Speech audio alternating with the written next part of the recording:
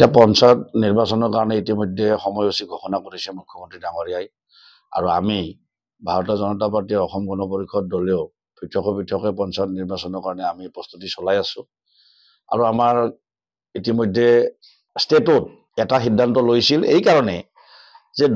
দুটা দলে যদি একেলগে ইলেকশ্যন খেলা যায় তেতিয়াহ'লে গ্ৰাছৰুট লেভেলত দুটা মানে দলৰে সাংগঠনিকভাৱে শক্তিশালী হোৱাত কিছু অসুবিধা আহে এইটো কথা ভাৰতীয় জনতা পাৰ্টী উপলব্ধি কৰে আমি অসম গণ পৰিষদ দলৰ সেই কথাটো আমি উপলব্ধি কৰোঁ আমাৰ সভাপতি অতুল বৰা ডাঙৰীয়া কাৰ্যকৰী সভাপতি কেশৱ মহন্ত ডাঙৰীয়া এই কথাটো আমাক কৈছে বহুকেইখন কেন্দ্ৰীয় সভাত কিন্তু তাৰ পিছতো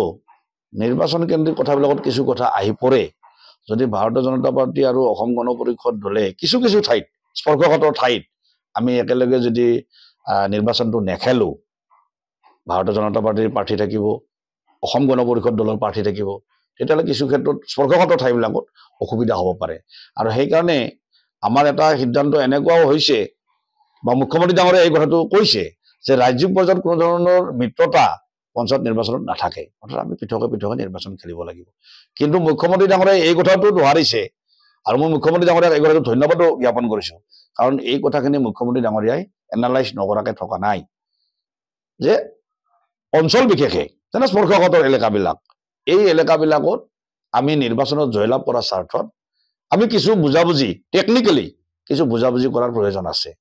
আৰু সেইমতে আমি কাম কাজ কৰি আছো যি ঠাইত আমি একেলগে নিৰ্বাচন খেলিব লগা আমি অনুভৱ কৰোঁ স্পৰ্শকাতৰ ঠাই তাত আমি ভাৰতীয় জনতা পাৰ্টী আৰু অসম গণ পৰিষদ দলে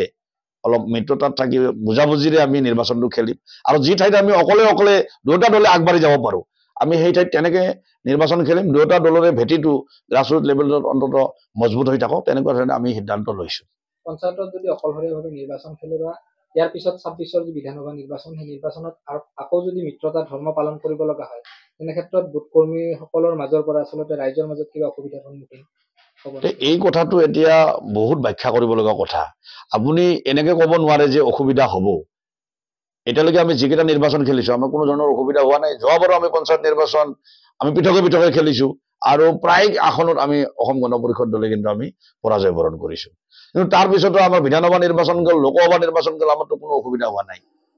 ভৱিষ্যতে যদি নহ'ব এই কথাটো মই নদি নকওঁ কিন্তু আজিলৈকে তেনেকুৱা ধৰণৰ অসুবিধা হোৱা নাই আৰু তেনেকুৱা ধৰণৰ বুজাবুজিৰ মিত্ৰতাৰে আমি ভাৰতীয় জনতা পাৰ্টী অসম গণ পৰিষদ দল আমি আগবাঢ়ি আছো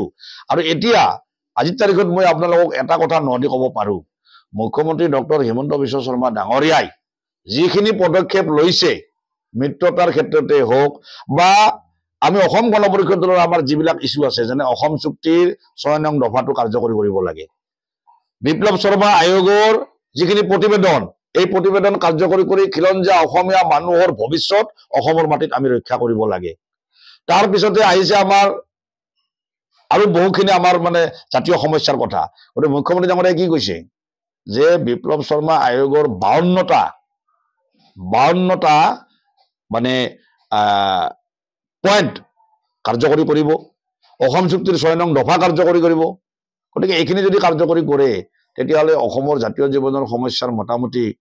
ভাৱে সমাধান হোৱা বুলি আমি ধৰি ল'ব পাৰোঁ গতিকে এনেকুৱা এটা পদক্ষেপত আমি অসম গণ পৰিষদ দল ভাৰতীয় জনতা পাৰ্টীৰ আমি মিত্ৰতাত আছো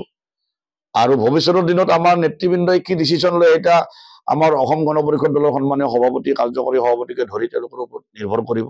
এই ক্ষেত্ৰত মই মন্তব্য নিদিওঁ কিন্তু এতিয়ালৈকে আমাৰ মিত্ৰতা যি আছে ভালে ধৰণে চলি আছে আৰু চৰকাৰখনে যথেষ্ট পৰিমাণে কাম কৰি আছে মুখ্যমন্ত্ৰী ডাঙৰীয়াৰ বলিষ্ঠ পদক্ষেপত এতিয়া আমি আশাবাদী আমি অসম গণ পৰিষদ দল আমি আশাবাদী যে অসমৰ যিকেইটা জ্বলন্ত সমস্যা আছে জাতীয় সমস্যা আছে অসম গণ পৰিষদ দল জন্মলগ্নৰ পৰা যিকেইটা ইছ্যু আছিল এতিয়া এইজন মুখ্যমন্ত্ৰীৰ নেতৃত্বত ডক্টৰ হিমন্ত বিশ্ব শৰ্মা ডাঙৰীয়াৰ বলিষ্ঠ নেতৃত্বত সমাধান হ'ব বুলি আমি দৃঢ় বিশ্বাসী চৰ্চা চলি আছে যে এজিপিত বহু নেতা আচলতে যি যোগদান কৰাৰ চৰ্চা চলিছে বজালী বৰপেটা আদিকে ধৰি বহু অঞ্চলৰ লোকে আচলতে এজিপিত যোগদান কৰাৰ চৰ্চা কথা কোৱা শুনিবলৈ পোৱা গৈছে এই ক্ষেত্ৰত কি আছে এইটো আপোনালোকে ঠিকে শুনিছে অসম গণ পৰিষদ দলত মই বজালী সমষ্টিৰ পৰা কাম কাজত সাংগঠনিকভাৱে জড়িত হৈ আছো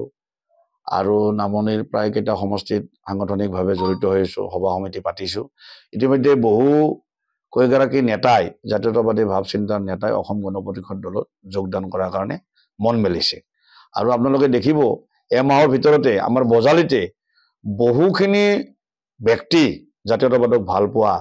নিজৰ জাতি মাটিক ভাল পোৱা মানুহ অসম গণ পৰিষদ দলত যোগদান কৰিব আৰু আমিও এটা সিদ্ধান্ত লৈছো দলৰ সাংগঠনিক ভেটি শক্তিশালী কৰাৰ স্বাৰ্থত অসম গণ পৰিষদ দলৰ ভেটি তৃণমূল পৰ্যায়ৰ পৰা পুনৰবাৰ শক্তিশালী কৰাৰ স্বাৰ্থত সেই মানুহখিনিক আমাৰ দলত আমি যোগদান কৰাৰ ব্যৱস্থা কৰিম আৰু তেওঁলোকক অকল যোগদানে নহয় এই দলত যোগদান কৰি সাংগঠনিকভাৱে কাম কাজ কৰাৰ সুবিধাও আমি তেওঁলোকক প্ৰদান কৰিম বজালী অঞ্চলত কিমান আচলতে লোকে যোগদান কৰাৰ সম্ভাৱনা আছে বজালী অঞ্চলত এতিয়া উত্তৰ বজালী অঞ্চলত আমাৰ এটা যোগদান কাৰ্যসূচী অনুষ্ঠিত হ'ব তাতে আমি এটা সিদ্ধান্ত লৈছো 1000ৰ পৰা 2000 মানুহ আমাৰ দলত যোগদান কৰিব আৰু দক্ষিণ বজালী অঞ্চলত আমাৰ বালাপাৰা অঞ্চলত যিখিনি ঠাই আমাৰ বজালী সমষ্টিৰ অন্তৰ্ভুক্ত হ'ল সেই অঞ্চলত এটা যোগদান কাৰ্যসূচী 3 পৰা 5000 মানুহ আমাৰ অসম গণ পৰিষদ দলত যোগদান কৰিব আৰু ইতিমধ্যে বহু কেইগৰাকী ছাত্ৰ নেতাই আমাৰ দলত যোগদান কৰিছে তেওঁলোকে কাম কাজ আৰম্ভ কৰিছে আৰু তেনেকুৱা ধৰণৰ বহু আমাৰ ছাত্ৰ বন্ধু আছে আমাৰ লগত যোগাযোগ কৰি আছে তেওঁলোকে কৈছে আমি অসম গণ পৰিষদ দলত যোগদান কৰিম গতিকে মই তেওঁলোককো আহ্বান জনাইছো যে তেওঁলোকে আহি আমাৰ দলটোত যোগদান কৰি আমি একেলগে আমাৰ দলৰ সাংগঠনিক ভেটি শক্তিশালী কৰিম যিকোনো খবৰৰ বাবে যোগাযোগ কৰক 7099017330 অথবা 7099017390 নম্বৰত